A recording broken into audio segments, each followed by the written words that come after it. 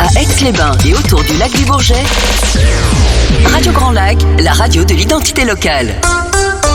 Vous aimez l'art et la culture d'ici et d'ailleurs ? Retrouvez Anne dans l'épicerie culturelle du territoire. Bonjour à tous, ravi de vous retrouver dans l'épicerie culturelle du territoire. Alors merci à vous d'être là et de nous suivre un lundi sur deux sur Radio Grand Lac de 13h à 14h. Aujourd'hui, nous allons pousser les portes des archives de la ville d'Aix-les-Bains, ouvrir les placards et se plonger dans les cartons. Voilà, c'est le programme de la journée avec bien sûr l'autorisation et la complicité de Joël Lagrange. Bonjour. Bonjour. Joël, vous êtes le directeur des archives d'Aix-les-Bains depuis 32 ans, donc vous les connaissez bien. Certainement, même très bien. Vous êtes également le président de la SAA et même membre fondateur. Vous nous raconterez plus en détail, plus en fin d'émission, en fait, ce qu'est la SAA et ce qu'elle porte. Philippe Gras, bonjour. Bonjour. Alors Philippe, vous êtes chercheur à l'inventaire du patrimoine de la ville d'Aix-les-Bains, c'est bien ça ? C'est ça. Et également chargé de la valorisation des archives, administrateur aussi de la SAA et chargé de l'organisation des conférences. Tout à fait. C'est tout un programme, c'est pareil, vous nous raconterez un peu plus en détail tout à l'heure ce qu'il en est. Alors pour cette émission, nous allons la consacrer en fait au trésor que renferment les archives. Alors ceux qui ont laissé leurs traces avant de disparaître du paysage urbain de la ville et les projets avortés dormant comme la belle au bois dans les cartons. Alors aujourd'hui, avec vous, en fait, on va essayer d'ouvrir et de réveiller ces projets. Bien, alors nous sommes un service d'archives de la ville d'Aix-les-Bains, mais aussi de Grand Lac, c'est-à-dire de l'agglomération, mais pas des communes de Grand Lac. On va surtout parler d'Aix-les-Bains, puisque c'est là que sont les archives les plus anciennes. Donc, quand on veut ouvrir les cartons, on se lève tôt le matin, parce qu'il y en a 32 000, en gros. Ah oui, effectivement. Et qui renferment en fait les documents qui sont produits par l'administration, par la ville d'Aix-les-Bains depuis, l'aube des temps, mais enfin c'est essentiellement depuis la fin du 19e siècle pour Aix-les-Bains, puisque les archives les plus anciennes ont brûlé en 1739 avec l'incendie de la ville. Mais on a quand même quelques documents plus anciens.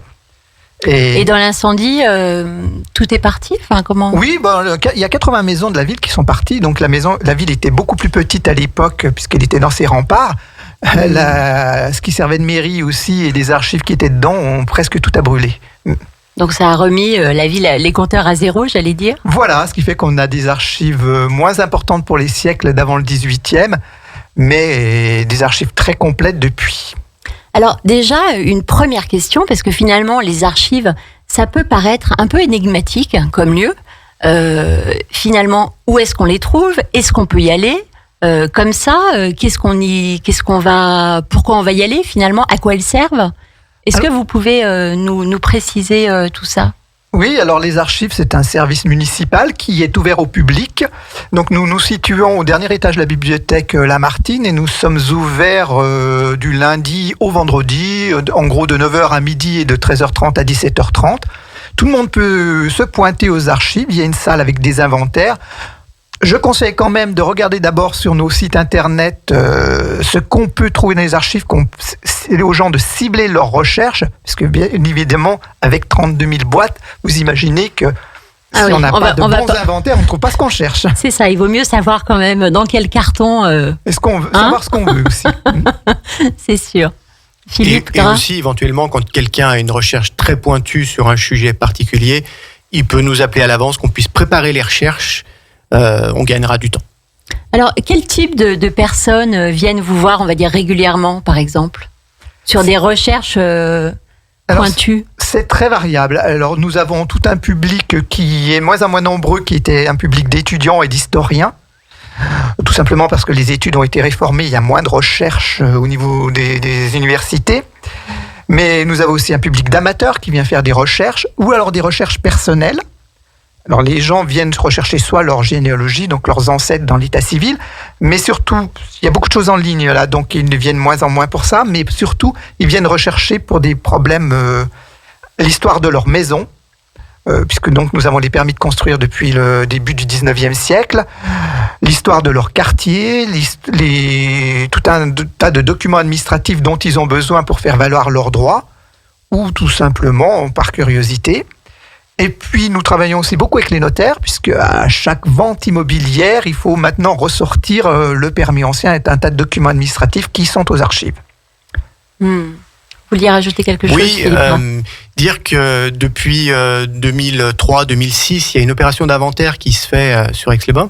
Et donc, ça nous aide beaucoup dans des recherches comme ça de particuliers qui veulent retrouver leur maison, des informations sur leurs ancêtres, parce qu'on a déjà bien défriché le terrain sur l'histoire d'Aix-les-Bains. Et donc, on a déjà un certain nombre de dossiers qui nous font gagner beaucoup de temps et nous font pointer des documents quand les gens arrivent. Bonjour, je voudrais des informations sur mon grand-père, ma grand-mère. Il avait une maison là, il venait en cure là. Ça nous aide beaucoup et ça accélère beaucoup la recherche. Mais il doit y avoir quand même des vrais moments d'émotion quand on retrouve des informations, même des photos ou des... Bien sûr, oui. Et que ce soit pour ce public-là, enfin la population qui vient, mais même pour vous. Oui, j'imagine. En dehors de nos boîtes d'archives, les archives, c'est aussi quelques centaines de milliers de photographies. Alors, peut-être un peu moins. Alors, disons qu'on en a à peu près 5 à 6 000 qui sont d'avant la guerre de 40. Puis après, le reste est beaucoup plus contemporain. On a aussi quelque chose comme 5 000 estampes. On a des 5 000 cartes postales. Tout un tas d'iconographie qui permet aussi de visualiser son quartier, sa maison, si c'est possible. Hein. Parce que, bien entendu... Ça, c'est une petite digression, mais toutes ces photographies et ces cartes postales étaient à destination des gens qui les achetaient, donc des curistes ou des touristes. Donc, elles ciblent des quartiers où ils étaient, c'est-à-dire le centre-ville. On a rarement des photos et des cartes postales des quartiers périphériques ou des rues moins commerçantes. Juste pour donner un petit témoignage de choses comme ça qui se produisent, d'éléments, des émotions. On a un Américain qui a débarqué, avec un accent, qui s'exprimait quand même relativement bien, et qui voulait avoir des informations sur son grand-père qui était professeur de golf à Aix-les-Bains. Alors j'étais un peu paniqué à l'idée de trouver ça comme ça, et puis finalement, en moins d'une demi-heure, on a fini par retrouver son nom dans le journal, retrouver quelques informations, on l'a retrouvé, son père, on a vu des mentions de professeur de golf à Aix-les-Bains. Pour la petite histoire, lui était américain et son grand-père était écossais. Voilà. Et d'ailleurs, ça me fait penser à une autre anecdote. Alors là, c'est Internet qui nous permet ça, puisque beaucoup de recherches maintenant sont déclenchées par une demande Internet. Nous avons eu il y a quelques années déjà un petit peu un SAMI. Un SAMI. Ce sont les... Je sais pas. Un soldat américain. Non, un SAMI, des Norvégiens. Donc comment on appelle ça, un lapon en français. D'accord. Qui recherchait... Il était venu avec son grand-père quand il était gamin dans les années 40 à 50, je ne sais plus, ou 30 peut-être, au Revard, où il y avait quelques lapons qui étaient venus avec des rennes pour exposer des rennes. Incroyable. Et donc on avait des photos et donc il se souvenait de ça, il avait eu ça dans la légende familiale et on a retrouvé quelques photos de son grand-père. Alors on va introduire en fait cette émission avec cette image quand même assez féerique et ces rennes, ces lapons en fait au Revard. On va écouter La tendresse de Bourvil et on se retrouve tout de suite après. Radio Grand Lac, à Aix-les-Bains et autour du lac du Bourget, votre radio. Vous aimez l'art et la culture d'ici et d'ailleurs ? Retrouvez Anne dans l'épicerie culturelle du territoire. Bonjour. Pour ceux qui nous rejoignent dans l'émission de l'épicerie culturelle du territoire, nous sommes toujours en direct dans les archives, en quelque sorte, de notre si belle, riche ville d'art et d'histoire d'Aix-les-Bains, avec Joël Lagrange, directeur des archives, et Philippe Gras, chercheur à l'inventaire du patrimoine, pour un petit peu mieux faire connaissance, mieux comprendre comment fonctionnent ces archives, à quoi elles ressemblent, qu'est-ce qu'on peut y trouver. Alors, on a déjà un peu introduit le sujet, on a vu qu'effectivement, toutes les personnes, toute la population, en fait, pouvait avoir accès à un certain nombre d'informations, que ce soit des photos qui aidez-moi. Qui témoignent de la vie des Aixois. Merci. Alors, c'est une ville qui est quand même très riche, entre les palaces, et qui est classée ville d'art et d'histoire. Oui. Qu'est-ce que, par rapport à cette dénomination, alors déjà, vous pouvez peut-être nous en dire plus, de quelle manière elle a été... Alors, les villes d'art et d'histoire, c'est un concept qui avait été introduit, je crois, par Malraux assez anciennement, non ? Philippe, il en sait peut-être plus que moi là-dessus. En tout cas, on n'est pas nous on n'est pas rattaché au service Ville d'art et d'histoire. D'accord, on fera des recherches. Mais oui, non, c'est plus récent que le label Malraux. Je sais pas, c'est en lien pour valoriser l'architecture contemporaine également. C'est pour initier les habitants à la qualité architecturale d'une manière générale. D'accord. Ouais. Alors nous déjà, en fait, par rapport à la qualité architecturale, il y a quand même beaucoup de choses à voir et à dire quand on regarde même les immeubles, quand on lève un peu la tête, on a des trésors. C'est pour ça que depuis 2003 maintenant, nous sommes lancés d'abord avec l'État, puis maintenant avec la région Rhône-Alpes, dans un inventaire du patrimoine bâti. Je vais peut-être laisser mon collègue en parler davantage, puisqu'il est chercheur moi aussi, mais il est plus spécialisé là-dessus. C'est, d'accord, Philippe, des dossiers que l'on crée. Oui, donc au début, on avait un inventaire exhaustif. On avait l'ambition d'étudier parcelle par parcelle le moindre bout de terrain, le moindre bout de bâtiment. Puis finalement, avec le temps, il fallait quand même avancer sur l'étude. On est passé d'une étude exhaustive à une étude par sélection. Donc on a étudié ce qui était déjà repéré dans le cadre du plan local d'urbanisme. Donc voilà, on fait un dossier sur ces bâtiments. Ce dossier passe par une étude sur le terrain, avec un repérage, photographie, relevés un peu architecturaux, et puis aussi ce qui fait notre richesse, avec la richesse de notre fonds d'archives, des recherches alimentées en recherche historique à partir de nos archives cadastrales, permis de construire, le fonds iconographique pour enrichir chaque bâtiment de la ville. Et sinon, par rapport à cette étude d'inventaire, on peut signaler quand même qu'on a été publié là au printemps dernier un gros livre de synthèse sur notre opération d'inventaire qui s'appelle Aix-les-Bains, Carrefour de villégiature. D'accord, donc c'est un livre qu'on peut trouver dans les commerces ? Dans toutes les librairies aixoises et puis auprès de la Société d'art et d'histoire. C'est un livre qui, justement, fait le point sur cette villégiature qui est très spécifique à Aix-les-Bains, entre la villégiature thermale, la villégiature des bords du lac et la villégiature de montagne, puisque les trois axes, à partir du 19e siècle, la fin du 19e siècle, se rassemblent pour donner une ouverture sur un public beaucoup plus large. Et qui conduit à des formes d'architecture très particulières. Avec le cœur, vraiment l'apogée de la vie, de cette vie aixoise et de l'architecture, se situe entre 1880 et 1914, qu'on appelle l'âge d'or de la ville d'Aix-les-Bains. Alors l'inventaire crée des dossiers qui sont des espèces de cartes d'identité de chaque bâtiment intéressant, donc je crois qu'il y en a plus de 600, c'est ça ? Ouais, même 1000, on atteint les 1000 maintenant. Oui. Bon, alors on ferait pas ça en un week-end. Non. Et puis c'est très lent comme travail. Il va falloir un peu plus de temps. Et donc, mais c'est intéressant, ça dit quand même la richesse de notre ville. C'est sûr que je trouve qu'en fait on n'a pas assez conscience, on lève pas assez les yeux, on regarde pas assez les détails. Et finalement tous ces détails, même quand on tombe sur une vieille photo, en fait on voit s'animer notre ville sous un autre angle. Et c'est très riche. Oui, c'est ce qui a conduit à sa labellisation. Donc, à toutes les protections d'urbanisme qui peuvent exister à Aix-les-Bains. Nous avons une ville qui s'est reconstruite au 19e siècle sur une ville médiévale pour faire une station thermale dans son acceptation généralisée et qui a gardé une grande partie de ce patrimoine. Et du patrimoine, par exemple, aussi années 30, Art déco, qui a complété ce patrimoine 19e siècle. Alors, il y a un patrimoine existant encore, qu'on peut voir aujourd'hui.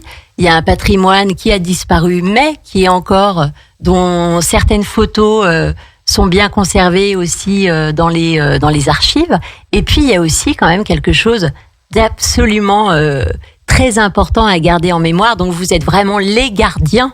Ce sont tous ces projets, en fait, qui ont été avortés, qui ont été développés, mais qui n'ont pas pu exister pour différentes raisons.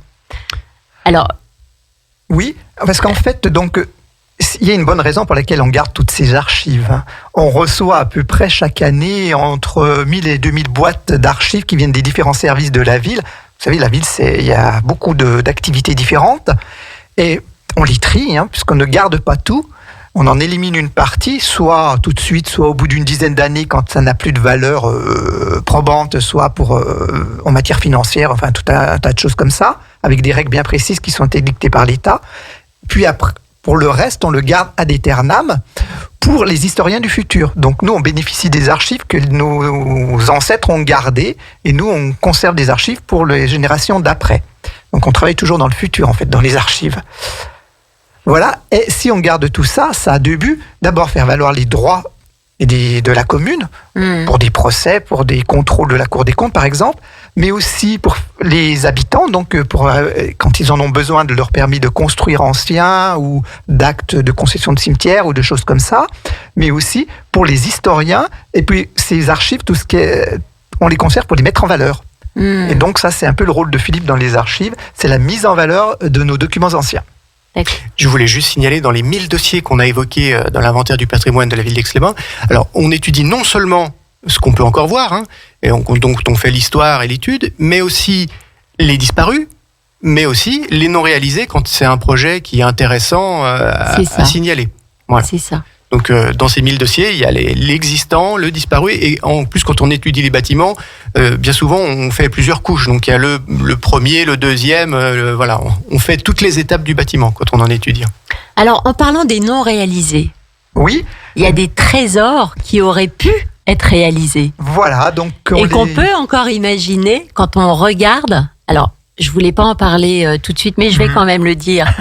Puisque vous avez consacré une très belle exposition, en tout cas sur ce très bon sujet, qui est vraiment en fait des projets plein les cartons qu'on retrouve sur la place de l'hôtel de ville. Place Maurice Mollard. Maurice Mollard, voilà.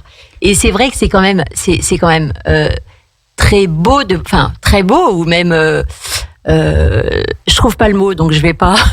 Mais de se dire que finalement, si vous n'aviez pas sorti de ces cartons, mis en valeur et montré aussi ces archives-là, c'est-à-dire ces projets qui n'ont jamais été réalisés, ces projets auraient pu disparaître, aussi merveilleux soit-il, dans la nature, sans faire de bruit. Oui, alors parce qu'en fait, quand les chercheurs viennent chercher aux archives, ils cherchent sur quelque chose qu'ils connaissent. C'est ça. Mais ils ne peuvent pas savoir qu'il y a des dossiers sur des bâtiments, par exemple, qui n'ont jamais été réalisés donc nous les connaissons parce qu'on a classé ces archives ou parce qu'on a travaillé sur l'inventaire.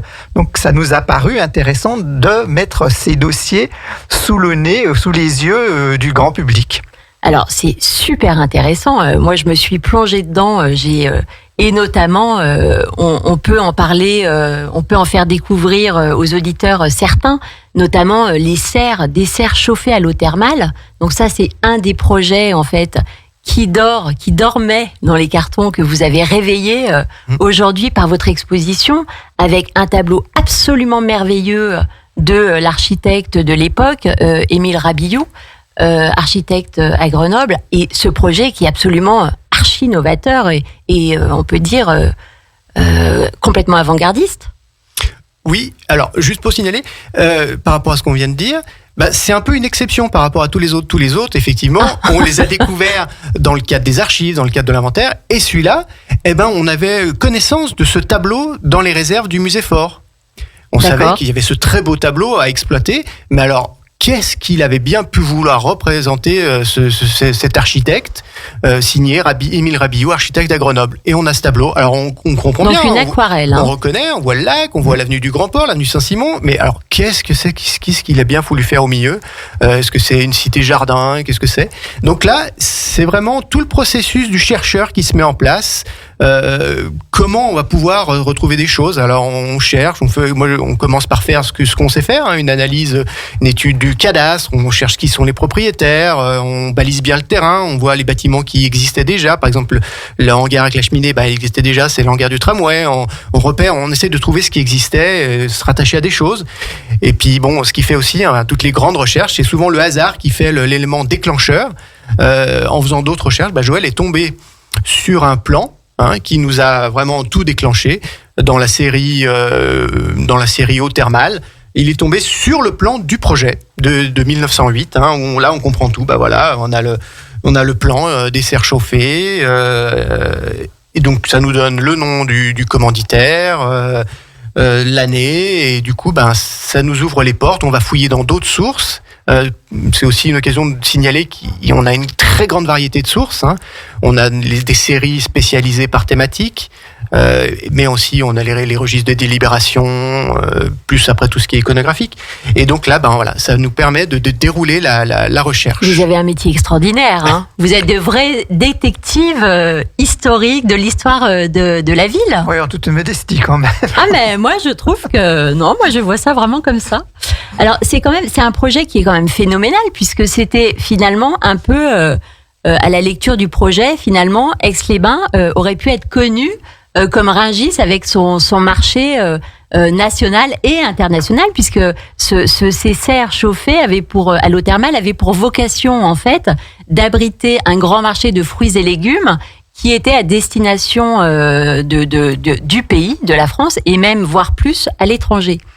Donc je me dis si finalement ce tel projet avait vu le jour, ça aurait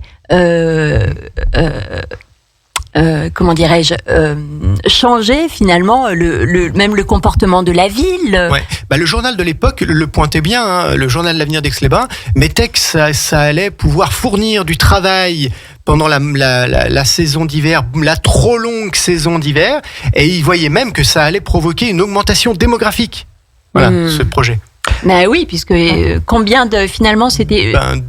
C'est à signaler que c'était un projet entièrement privé, donc pas un projet municipal, qui reposait sur la tête d'un investisseur chambérien. Oui, un mandataire qui... En fait, il y a un propriétaire qui lui est grenoblois, mais il y a un mandataire qui est bijoutier, horloger de Chambéry, mais qui avait aussi une boutique sur Aix-les-Bains. C'est lui qui porte le projet. Et l'objectif, c'était de récupérer une partie du surplus de l'eau chaude qui n'est pas utilisée par les thermes, que la ville avait négocié avec l'État en 1860. Donc c'était la part municipale de cette eau de surplus qui voulait récupérer et amener jusque dans cette plaine pour alimenter et faire pousser des fruits, des légumes, surtout pendant la période d'hiver. Et ça, c'est pas des projets qui pourraient aujourd'hui en fait voir le jour ? Alors le projet a capoté parce que le monsieur en question est décédé. Et donc, ils avaient quand même eu le temps de faire la voirie, parce qu'il y avait quand même un petit lotissement devant de très très jolies villas. Et malheureusement, donc, les héritiers ont loti tous ces terrains-là, et donc maintenant, il n'y a plus d'espace pour faire tout ça. Hein. D'accord. Mais alors, donc vous dites, donc la voirie a été modifiée, oui. C'est ça ? Donc elle était en fait... Elle était créée à destination de ces serres. En fait, c'était un préalable. C'est qu'ils avaient du mal à se lancer parce qu'ils avaient besoin de capitaux pour financer tout ça. Et en fait, comme préalable, il fallait qu'ils lotissent les terrains pour dégager des capitaux pour alimenter la société. Et en fait, donc, c'était un préalable de faire la voirie à cet endroit-là. Bon, pour la petite histoire, ce qui est marrant, c'est que pendant très longtemps, le propriétaire, la Bonne-Herdière, s'était opposé à la ville. Pour construire la ville, voulait faire passer un égout à cet endroit-là. La ville avait été bloquée à cet endroit-là à cause du propriétaire qui demandait beaucoup d'argent. Et là, ce qui est étonnant dans ce projet, ce qui débloque le projet, ce que le mandataire demande, justement, c'était la viabilisation des terrains pour pouvoir lancer, lotir tout ça. Et donc, au moment où ça se fait, bon là du coup, ils sont là ils le demandent, quoi. Donc là, le Bonne-Herdière accepte de céder gratuitement ses terrains pour que la ville le fasse. Et peu de temps, au moment où les travaux sont lancés, les voies sont créées, les égouts sont créés, le mandataire, le promoteur principal du projet décède. Voilà. Et donc tout ce qui nous en reste, en dehors de ces jolis dessins, de ce joli plan, c'est un ensemble de rues entre donc l'avenue du Grand Port et la fin. Voilà, le boulevard de Manget et la rue Jean Jaurès. D'accord. Et ça représente une superficie de combien c'est énorme. C'est quasiment tout l'ancien quartier de ce qu'on appelait les Joires. Hein. Donc vraiment tout le triangle qui est compris entre l'avenue du Grand Port et l'avenue de Saint-Simon. Bon, aujourd'hui, il y a une voie en plus qui a été créée, je pense, et Joël nous corrigera, dans les années 60, l'avenue Franklin Roosevelt, qui va couper ce secteur en deux. Voilà, et puis on peut voir sur le plan, ça va jusqu'au Cierros, en fait. D'accord, oui, donc c'est vraiment... c'est très long, très grande surface. Il avait une grosse propriété avec les mains, ce monsieur. Alors, ce projet, il était au départ dirigé par l'architecte Émile Rabillou. Oui, c'est l'architecte du projet. On comprend bien, puisque le propriétaire du terrain était grenoblois, il allait chercher des choses dans ses connaissances et Donc oui, l'architecte Émile Rabiou visiblement a été non seulement architecte du projet, mais il semblait être plus que ça. Il devait être un peu impliqué dans le projet, voire actionnaire pour lancer cette opération. Oui. Alors on peut dire, pour le situer, que c'était l'architecte qui a construit la chambre de commerce, l'ancienne chambre de commerce de Grenoble, et qui a plutôt construit dans le style Art Nouveau. Et il est surtout aussi connu pour Grenoble s'en fait une fierté, pour avoir la première cité jardin de France, la cité du Rondeau. Et donc c'était l'architecte avec un autre architecte qui est à l'origine de cette cité du Rondeau. Donc il était sensible à la nature, à l'environnement. Oui, et puis c'est aussi tout un aspect social, un aspect social avec logement social, qualité du logement.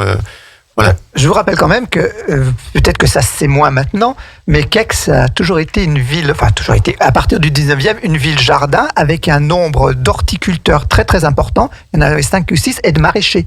Donc on arrosait toute la Savoie et au-delà déjà.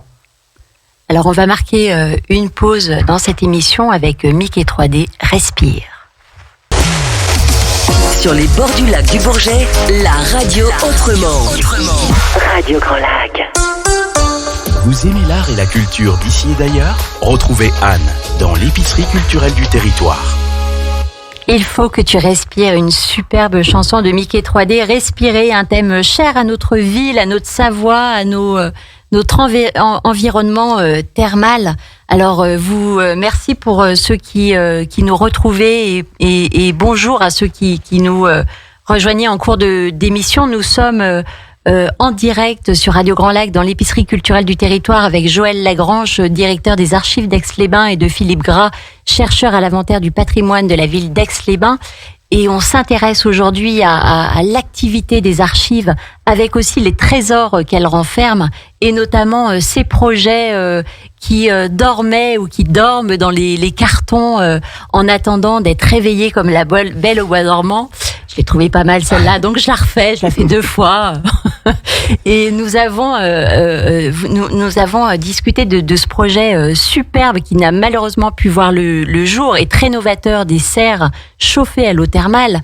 Alors ce projet qui n'a jamais pu exister, mais comme disait Philippe Gras, un projet en fait qui montrait aussi l'importance de pouvoir aussi nourrir toute cette population qui était dans notre ville ou qui venait en tout cas jusque dans notre ville. Oui, ça montrait à quel point on n'imagine pas l'importance, la fréquentation qu'il pouvait y avoir à Aix-les-Bains là au début du 20e, la quantité d'hôtels, de restaurants que ça pouvait représenter et les besoins d'approvisionnement que ça pouvait représenter à une époque où les transports routiers n'étaient pas les mêmes qu'aujourd'hui. Ça pouvait justifier un besoin en saison d'une telle exploitation au caractère vraiment industriel. Le caractère industriel du site, d'ailleurs, on le repère bien. Ils avaient prévu un réseau ferré pour desservir l'ensemble de l'exploitation. C'est énorme.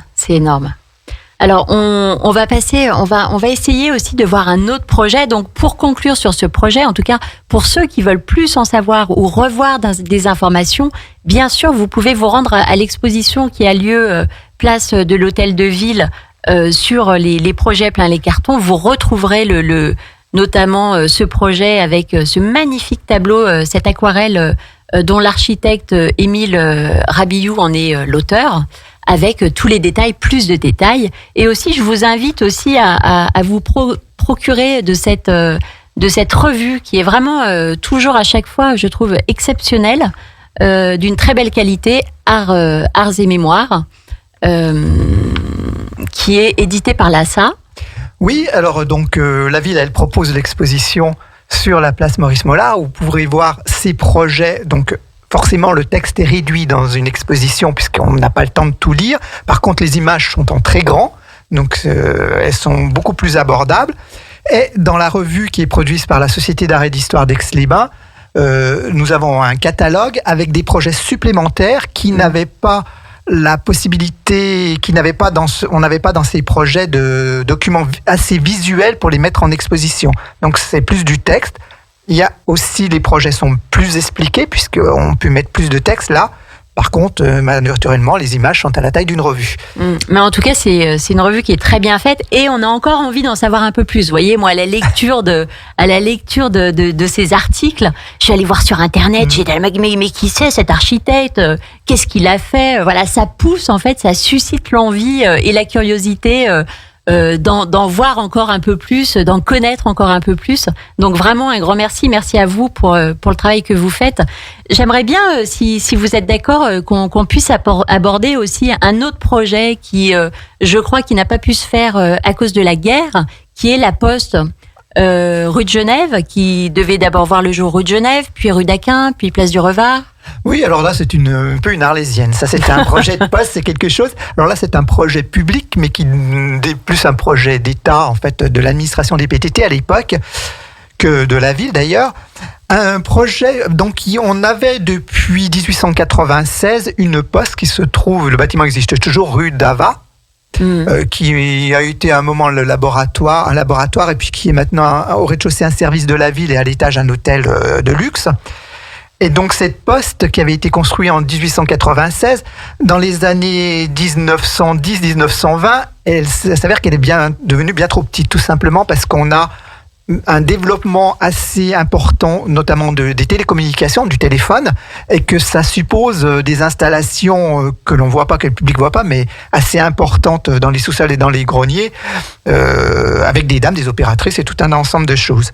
Donc se pose la question de cette nouvelle poste, et là, on cherche d'abord un emplacement. Et finalement, on s'arrête sur un projet qui se trouverait donc rue de Genève, à l'emplacement justement un peu de la Poste actuellement, où elle vient de déménager, à côté de la Maison de la Presse, là dans l'espace creux, là, qui était à l'époque, c'était un ensemble de jardins, les jardins de l'hôtel Bristol qui étaient à côté.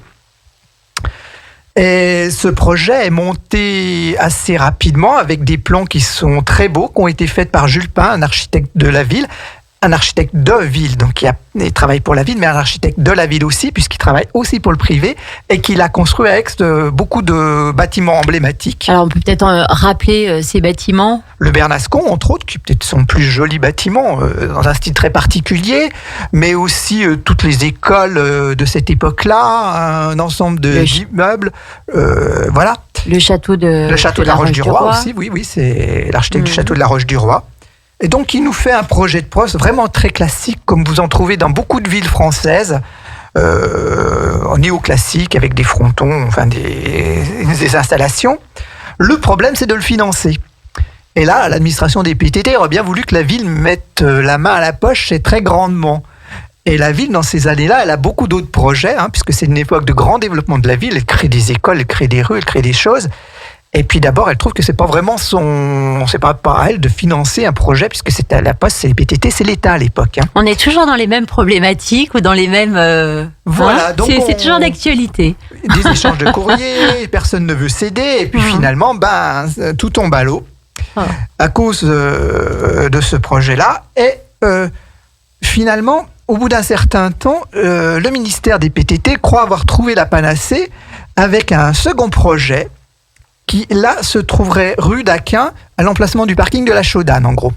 Alors là, il a trouvé le projet, c'est qu'en fait, il a trouvé un propriétaire de terrain, qui est aussi architecte, et qui est Monsieur Fournier, qui est architecte, mais il a travaillé que sur Annecy. Enfin, il a travaillé sur Annecy, mais pas sur Aix. Et ce monsieur propose de construire lui-même le bâtiment pour le louer derrière. Donc, il n'y aurait pas d'investissement de départ. Donc, c'est lui qui récupère le projet d'architecture, la création, donc il fait le projet d'architecture, un très très joli bâtiment que vous verrez sur les plans, très typé Art déco. Alors je remarque ça juste maintenant. En fait, on voit que le premier bâtiment n'était pas du tout dans le même style. Pas du tout, il était très très classique. C'est ce qu'on trouve dans beaucoup de villes françaises. Alors pour la rue d'Aquin, oui, c'est complètement Art déco. Complètement Art déco. Donc ça veut dire qu'à chaque fois, il repartait de zéro ? Tout à fait. Et il s'adaptait par rapport à l'endroit où comment ça... Il s'adaptait au terrain d'abord, parce que le terrain de la rue d'Aquin est complètement en pente, alors que le terrain de la rue de Genève est à plat. Ils sont superbes ces dessins, ces plans, ce dessin. C'est un bâtiment d'angle, c'est pour ça que vous avez une entrée monumentale, mais très étroite et très haute. On dirait presque, vous savez, l'entrée des termes. Un peu, j'y pensais, ouais. Oui, ça c'est tout ressemble dans un peu à le même l'entrée style, des termes. Voilà, sauf que là, écoute, on va assez loin dans le projet, et puis tout d'un coup, le propriétaire architecte dit écoutez, si c'est moi qui emprunte, je vais avoir des difficultés avec les banques, il faudrait mieux que ça soit la ville. Et voilà, on se retourne de nouveau vers la ville pour financer. Et donc, la municipalité de l'époque, qui était menée par Philippe Navarro, décline l'invitation, et le projet retourne dans les cartons, et il y reste. Oh là Mais là. arrive un nouveau maire, donc Maurice Mollard, qui est, vous savez, un des grands bâtisseurs de la ville après la grande crise des années 30. Il y a eu le renouveau des thermes, vous savez que les thermes Pétriot, l'aménagement du parc, des thermes Art déco, vous avez la plage, vous avez, alors c'est moins fun, mais les abattoirs, vous avez aussi des écoles. Enfin, Pétriot, Tout ça, on lui doit. tout ça on lui doit. Il a fait un énorme emprunt entre 1928 et 1935 et construit partout. Il a modifié complètement la ville. Donc c'est à ce moment-là aussi où il y a eu où la ville était quand même très fréquentée par les termes. Oui, vous savez, il y avait eu la crise, la grosse crise des années 30, la grande crise financière. Donc les Anglais et les Américains, la clientèle étrangère ne venait plus et il fallait relancer la station. Et c'est une sorte de, vous savez, aux États-Unis, il y a eu le New Deal, c'est une sorte de New Deal à l'Aixoise. Et on a profité du plan de l'État de plan de relance de l'État pour créer tout ça. Est-ce que ça a marché ? On a hérité des thermes Pétriot, du parc qui est classé maintenant monument historique, qui est un parc Art déco, de la plage, qui est aussi patrimoine 20e. Il y avait un équipement exceptionnel pour l'époque. Il a doté Aix-les-Bains d'outils avec les termes des années 30, d'outils exceptionnels. Alors, on en voit encore tous les vestiges et on voit cette richesse, en tout cas des. Voilà, l'impact sur les finances de la ville, ça serait étudié. C'est pas moi qui vais vous le dire comme ça, mais on est arrivé à une belle relance de la ville en entre-deux-guerres. Et donc, ce nouveau maire veut créer on relance le projet de la Poste. Et là, donc, il fait appel à son architecte préféré, donc Roger Pétriot, pour créer un bâtiment qui se serait situé sous la mairie, en face du parc, en gros, en dessus du Campa, si vous voyez, dans la butte, là. Et ce bâtiment aurait abrité aussi l'Office du tourisme qui prenait de l'importance à cette époque-là, puisque c'est l'époque du grand développement de ces offices du tourisme. Et un bâtiment, alors lui aussi, beaucoup plus bas, beaucoup moins monumental que le bâtiment Oui, c'est encore dans un style complètement différent.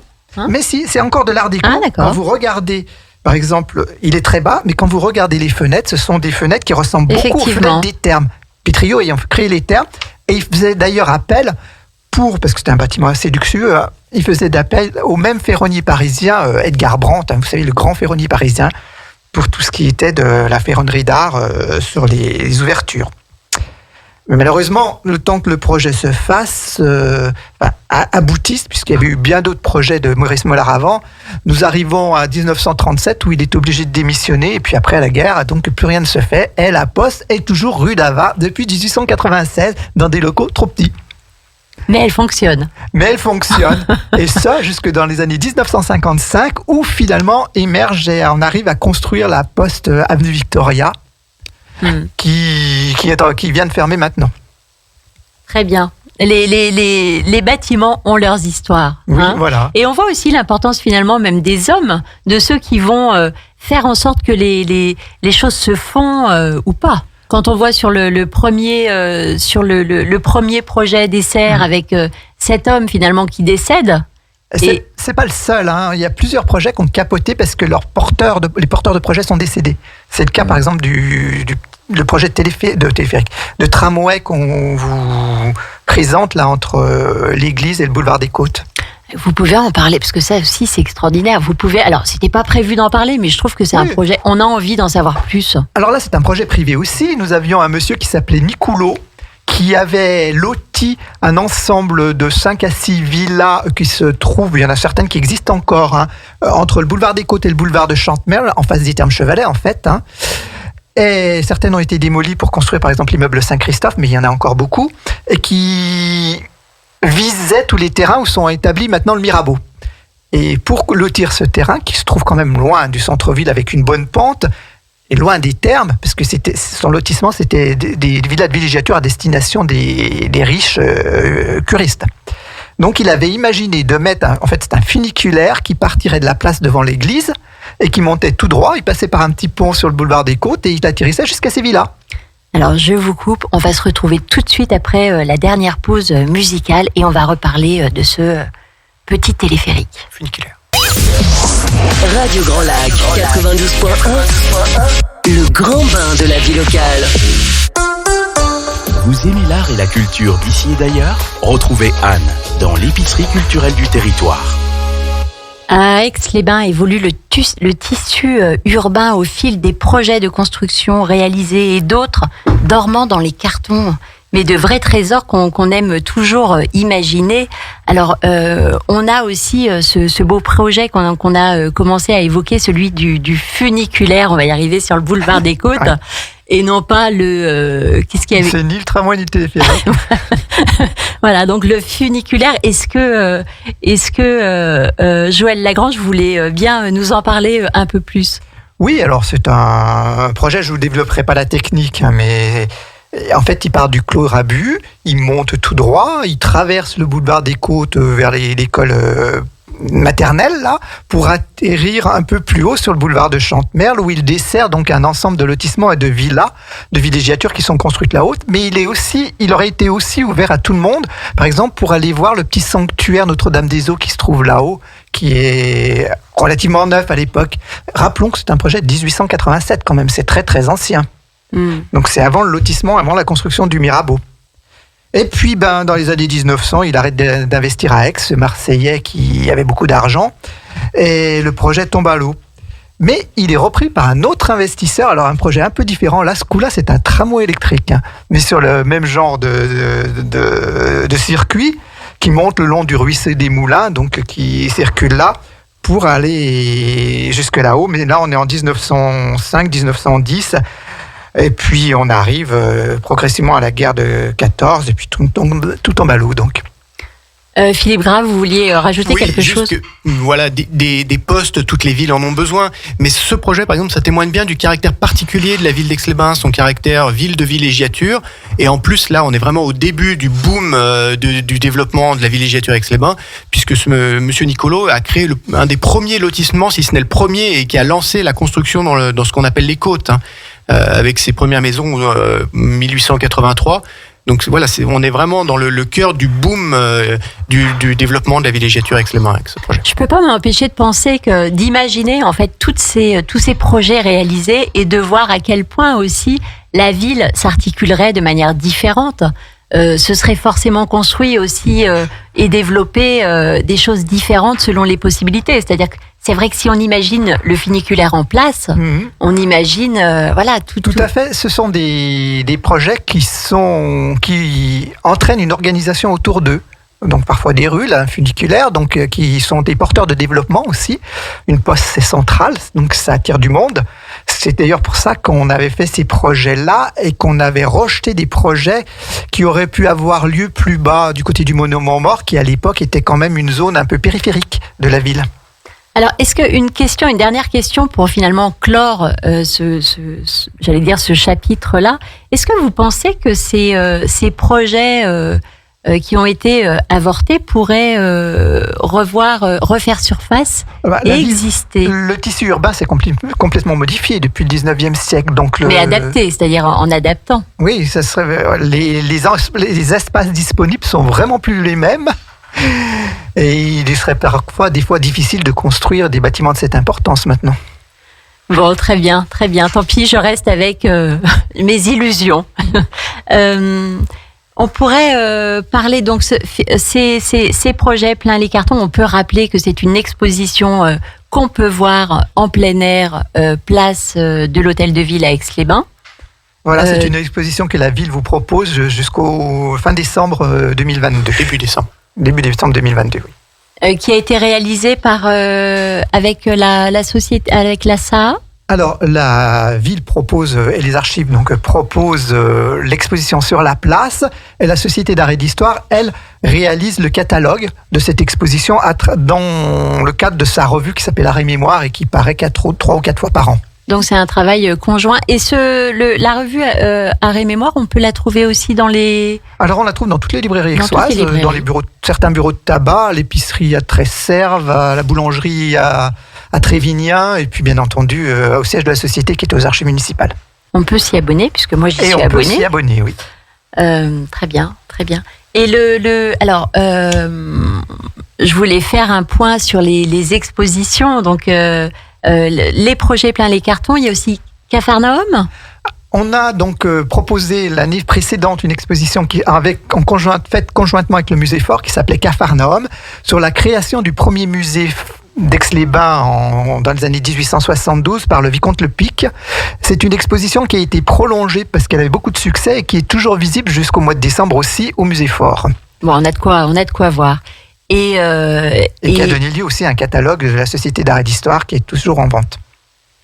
Et nous avons aussi, je voulais aussi que vous puissiez parler du 48e congrès des sociétés savantes de Savoie. Oui, c'est un des gros événements de la Société d'art et d'histoire dans les semaines à venir. L'ensemble des sociétés, qu'on dit savantes, c'est-à-dire les associations du patrimoine en gros, de la Savoie et de la Haute-Savoie sont regroupées dans une union. Il y a à peu près 20 à 25 sociétés, associations, qui font un congrès tous les 2 ans. Un congrès, donc c'est un colloque, quelque part un cycle de conférences important. Et il se trouve qu'à Aix, finalement, il n'y en avait pas eu. En gros, il y en a un par siècle. Il y en a eu un dans les années 1860. Il ne faut pas le louper, parce que si on le loupe, on est mal. Un en 1911.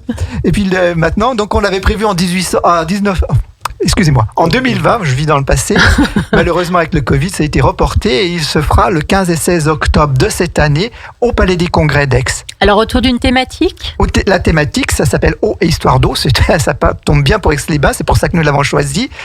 Et nous présenterons, donc, dans ces 2 jours, 27 conférences. Donc, il y a en moyenne 4 conférences en même temps, donc il faut choisir. Il y a un programme qui est diffusé un peu partout. Il est bien de s'inscrire, si on peut, auprès de la Société d'art et d'histoire ou auprès des archives, parce que ça nous permet de savoir le nombre de personnes qu'on va avoir, mais ce n'est pas forcément nécessaire si on en vient que pour les conférences. Il y aura un accueil et c'est ouvert à tout le monde. Alors, il y a de tout dans ces conférences. Oui, ce que je suis en train de voir, alors je regardais les thèmes, donc il y a les eaux et les fiefs, études sur le droit de pêche en Savoie, par exemple, du XVIe au XVIIIe siècle. Oui. Un espace naturel sensible, amphibie, la plaine du Fier. Bon, et j'en passe, je ne peux peut-être pas tout... Voilà, c'est Savoie, Haute-Savoie. Donc, de Chamonix jusqu'à Bourg-Saint-Maurice et Saint-Genis-sur-Guiers, quoi. Avec une dominante histoire, mais puisque la Société d'histoire naturelle de la Savoie est aussi membre de l'Union des sociétés savantes, il y a aussi des thématiques plus naturelles. Bon, très bien, on découvrira tout ça alors le 15 et 16 octobre, à partir de... C'est bien de venir vers 8h30, puisque l'ouverture se fera par Monsieur le maire à 8h30, au centre des congrès d'Aix-les-Bains. Rue Jean Monard. Rue Jean Monard, donc derrière le parc. Alors, toutes ces informations, vous pouvez les retrouver sur notre site internet de Radio Grand Lac, sur également les pages Facebook, Instagram de l'émission L'épicerie culturelle du territoire. Un grand merci à vous, Joël Lagrange, directeur des archives d'Aix-les-Bains, d'être venu nous présenter, nous parler aussi des archives et de ces projets. Également, Philippe Gras, je vous remercie aussi à vous deux. Vous nous avez éclairé aussi sur votre métier également, d'enquêteur aussi. Et d'éclairer aussi sur, je suis désolée, je m'embrouille un peu sur le contenu, sur ce qu'on peut trouver dans ces archives. Merci à vous aussi de nous avoir suivis. On se retrouve dans 15 jours pour une nouvelle émission et très très bonne semaine. À bientôt. Au revoir. Retrouvez également votre radio préférée, Radio Grand Lac, sur radiograndlac.com et sur les réseaux sociaux.